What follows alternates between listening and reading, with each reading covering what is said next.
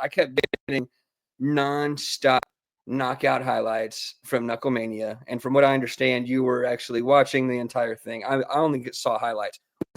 Were incessant. I loved it, but yeah, tell me more about KnuckleMania, please. The main takeaway from KnuckleMania is that bare knuckle boxing is the #1 most exciting combat sports organization that there is. I've been saying that in silence for a while, but now I'm saying it out loud and to the public. There's nothing more exciting than bare knuckle. Obviously, I started off watching MMA, love it to death. Definitely a close second for me. Boxing has gathered my heart the last couple of years, and I love watching it as well. But one of the things that I thought of and remembered is like, you look at old boxing fights and the all-time best boxing fights. You look at the old MMA fights and the all-time best MMA fights. You find those type of scraps on an undercard of a random BKFC card. Like, that's just it's insane. The way that they have it set up, the way that these guys go in there and scrap, guys and girls, it's just #1 top tier. They start 2 feet away from each other and just get the throwing straight up. All of them are 5-minute rounds. They rarely need all 5 of them. They very rarely. Yeah, usually they only need 2 tops, and it's because they start off right in front of each other. They just get throwing them. Like I said, bare knuckle. And with the boxing rules, so you can, you got to beat the count. But once you're getting hit with bare fist, you got lacerations all over your face. It's hard to beat that count, dude. So yeah, definitely, I'm gonna hound you on catching the next one, the next full event, dude, because it's amazing. Now, right? Like BKFC and DAZN or have a partnership or something like that. Yeah. That'll make it easier. They okay, DAZN, executives of DAZN, can you do a picture-in-picture situation like some ESPNs are? I can do it on my Xbox, but apparently you can't do it normally. However, please, guys, let's do a thing where I can watch both at the same time, because oftentimes 2 things are happening at once. And I'll even stick to watching nothing but DAZN things for that moment, just like let me see both of them. But yeah, I mean, I get what you're saying as far as the excitement of it. I mean, it's set up specifically to be exciting. I think we need to make a delineation on like favorite thing versus what we feel is the most exciting thing, because they're not like they're not exactly that. They're known to have to be the same thing. But so far, everything that I've seen from BKFC, I mean, it's what I like a lot about boxing, except for like to the nth degree of like just violence, the cut. I think it's actually, the science on this exactly. I can't cite my sources. From what I understand, it's actually like less dangerous to your brain in BKFC because you're getting cut and you're getting knocked out instead of just like taking these thudding shots over 10, 12 rounds or whatever. But I'll very first bare knuckle fight I saw was, of course, Paulie Malignaggi and Artem Lobov. And left a little to be desired in the excitement department, but I wasn't expecting anything less. It was probably like, I'm pretty sure he broke his hands immediately, or they came in that way, and so he was going all body shots. And to be honest, everybody out there, I really did think Paulie Malignaggi won that bare knuckle fight, but I'm not too sour about it. I just remember that I was pretty sure Paulie won. But anyway, I'm on a tangent. Continue about bare knuckle details and all that. Yeah, no, that was actually a solid fight, but I don't think I scored it. I think I believe that Paulie Malignaggi won the fight as well. But body shots count, right? They count. Yeah, body shots, like for sure, absolutely. Yeah, body shots absolutely count. But yeah, that was a good fight. But like I said, KnuckleMania was I think that was the 3rd KnuckleMania. God, I should know this. Or 5th. It was the 5th. The 5th KnuckleMania. Every single one of them have absolutely delivered. It's never fallen short. It's shown to be the pinnacle of the organization / sport. I don't know what to call it because it's like boxing, but it's also just bare knuckle boxing. They got BYB. I think you just call it a combat sport, right? Yeah. Well, then you got BYB, but BYB is exciting too. So I'll keep it under the bare knuckle umbrella. Like, Bare sure. like the pinnacle of bare knuckle boxing. Great fighters, great fights, great excitement. I'm glad to see that they're striving like I hope that they have. Still haven't been able to cover the event since that one that I had the issues with the flight going to. But we need to get on that. I think seeing one of those live would be bonkers. Absolutely going to this year 100%. I don't care if I have to go to Africa to watch it. I'm going for sure. Even especially if we have to go to Africa to watch it, I think that would be amazing. Also, KnuckleMania is the pinnacle of event names. I don't think I've heard an event named better than KnuckleMania. Like that shit rocks. No, definitely brilliant. Kind of a little bite off of WrestleMania and WWE, but when you got something, it's a marriage, but it's Knuckles. Yeah, exactly. You can get away with when the product is that good. You know what I'm saying? It's not something that's just corny and like. Anyway, one of the main fights was Bec Rawlings versus Taylor Starling, which was a pretty good scrap. A lot of the time, the women steal the show because they're just out there just throwing them. They're tough as nails. Outside of like Christine Friel, most of them don't have the pop enough to get their opponent out of there. So they're just really just going at it, just throwing it. So even if they're dominant fights, they usually go all 5 rounds of a pretty solid excitement. Bec Rawlings got the job done. I implore you to watch Bec Rawlings in bare knuckle. She is a straight up boxer. She is real tight with her guard, elbows in. Very responsible with her footwork, her distance, and her punch selection. I think you would be a huge fan of her if you saw how she does it in bare knuckle. I wrote a note in my phone to remember that. I will go back and even watch past fights. Please do. Reminded me, did we not see Austin Trout do like very well in bare knuckle? Yes. Anything that can get Austin Trout another paycheck and continue him living his life. Austin Trout's one of my favorite boxers, of all time. It's weird, but he's one of my favorites of all time. Austin Trout, man, you did everything you possibly could with what you had, and that's all you can ask of anybody. Mm-hmm. And I truly, truly respect the man and his boxing ability, and I guess also his knuckle boxing ability. Write another note to look into him. I don't know if I haven't heard any fight news about him recently, but he's probably. I heard Guillermo Rigondeaux was supposed to do it last year. I had it in my calendar. Like, oh man, Rigondeaux's going to fight. Oh man, Rigondeaux's going to fight BKFC. But then the event came and went, and he wasn't on it.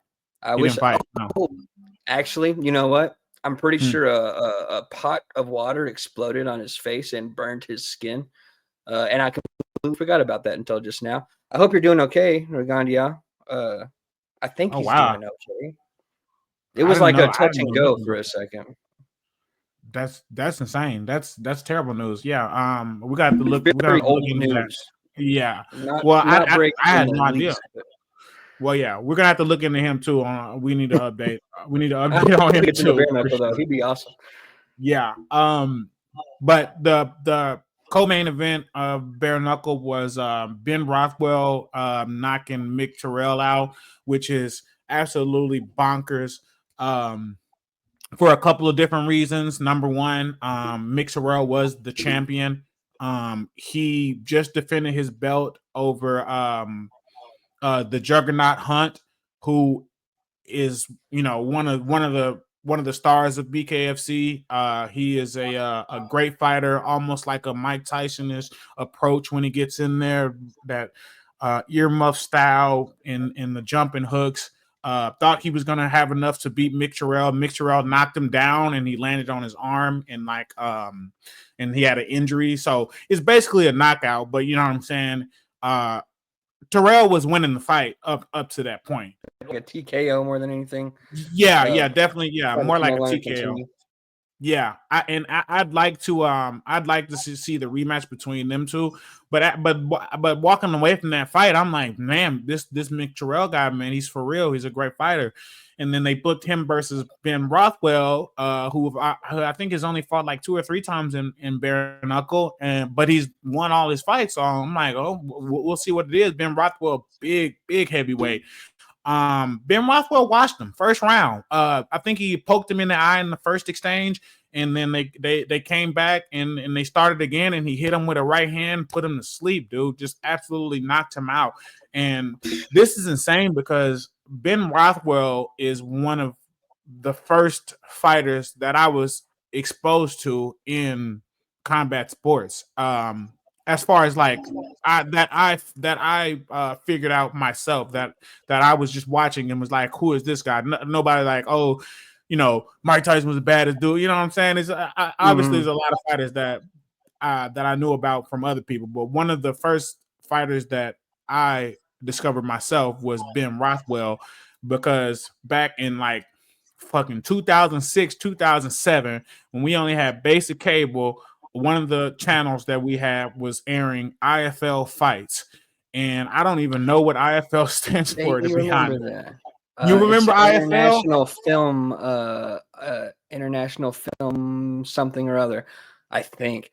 It used to be just like weird indie movies. But yeah, no, I do no. remember IFL more so than the thing you're talking about. I'm talking about the channel. Okay. Okay, no, this wasn't the channel itself.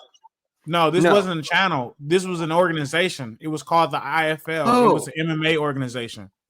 I was about to say Comedy Bang Bang was on IFL. No. Okay, well, there's a little bit of a disconnect. I'm talking about the channel, by the way. Yeah, great channel. It was an organization, and I know Ben Rothwell was the champion when I first started watching. He was the heavyweight champion, and like I said, this was in 2006, dude.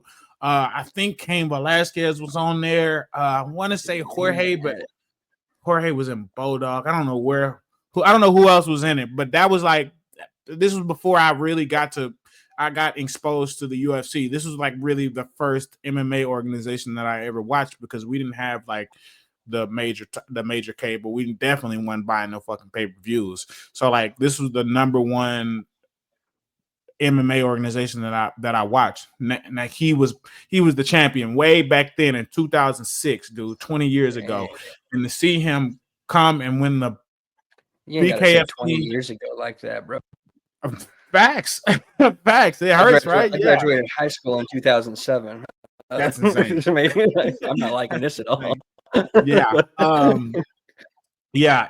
And to see him win the BKFC Heavyweight Championship such a long time later was honestly mind-blowing. I know it's probably got to be similar to watching Austin Trout go over there and look good and win a fight, but it's kind of at a multiplied level, I would think. You know what I'm saying? Yeah. Who's the other boxer that he went over there? He fought Canelo. He got all of his hair ripped out of his bun. And during the BKFC event, I think it was one before last or something. I can't believe I'm spacing on his name. Somebody pulled all of his hair out. He looked like a fool, and then he just like beat the dog shit out of him. I'm gonna look it up, but you keep talking about the old whatever it is you're talking about. The card. It's fuzzy. It's fuzzy in my head, but definitely look it up. So because I feel like I watched that with you, or we were texting about it. Yeah, we were definitely watching at the same time. Yeah. Damn it. But the main event was Jeremy Stephens versus Eddie Alvarez, two former UFC fighters going at it. Definitely a good scrap, but didn't surprise me. No disrespect to Eddie Alvarez, but I knew Jeremy Stephens was going to get the job done. Always been a gritty dude, a great puncher. Never really got to the pinnacle of the UFC. Never fought for the belt, but fought some really good guys and won some really good fights. Yeah, he looked good. I can't wait to see him. I can't wait to see him again. He called out Conor McGregor. Get in line, my boy. You know what I'm saying? Like, get in line, dude. Take your number. But it's a good call out. You know, they have their little history or whatever. I don't know what's up with Conor. I think he's still under the contract with the UFC. Technically, he's still under contract with the UFC, and I believe he's still in the court system for various god awful acts. Yeah, I'm not gonna. I would whatever. I think they got to the bottom of that. He was ruled responsible. What they say he was responsible or liable or Yeah, something. that like was one of them. There's There's like more? a shit ton. Oh yeah, and that's like that one was in Ireland. This one's like there's a bunch everywhere. The man's been a globetrotter for a good long while, Yeah, doing shitty stuff the entire time apparently. that's not good. Alfredo Angulo is who I was talking about earlier. I'm not The box familiar. got all of his hair ripped out. Dude, he was a dog, and he was a dog in BKFC, and that's why he wins. I think that's the good thing about BKFC is like it's like a sweet spot of you can't. I mean, if you're great, like if you reach the highest heights of like MMA, you're probably not gonna be great at BKFC. I Nah. feel like it catches the dog, or the dogs gravitate towards it. These tough, gritty dudes, the kind of people who would say, "Yeah, I want to fight bare knuckle," are usually not the guys who are like, "I want to get and then retire" or whatever. It's dudes that are, "I fight because I fight." Like there's nothing more to it. Like I'm a fighter and I will always fight, and like that's the dudes that come to it, and that makes like, and it's like just in its idea when it all comes together. Of course, it's going to be entertaining and all action, and like it's like a. I'm not like this major super fan of BKFC or anything, but it's the fact that it exists, I think, is a net good. And I think that giving, sometimes older dudes that aren't necessarily making money in MMA or boxing anymore a place, an outlet to be violent is probably good. Keeps them off the streets from being violent, and it gives them something to look forward to. And when you get old like me, you just need something to look forward to. Why do you always compare yourself to everybody being old? Well, for one, you said 2006, 20 years ago. That got me in the mindset of like, God damn, dude. I graduated 20 years ago. Mathematically. Makes you feel a little bit old. And honestly, this cold weather as of late making me feel even older. But anyhow. I don't know. Maybe I'm looking at it right now. It was definitely 2006 and 2007. That's crazy. That was such a long time ago. Eagle on the track.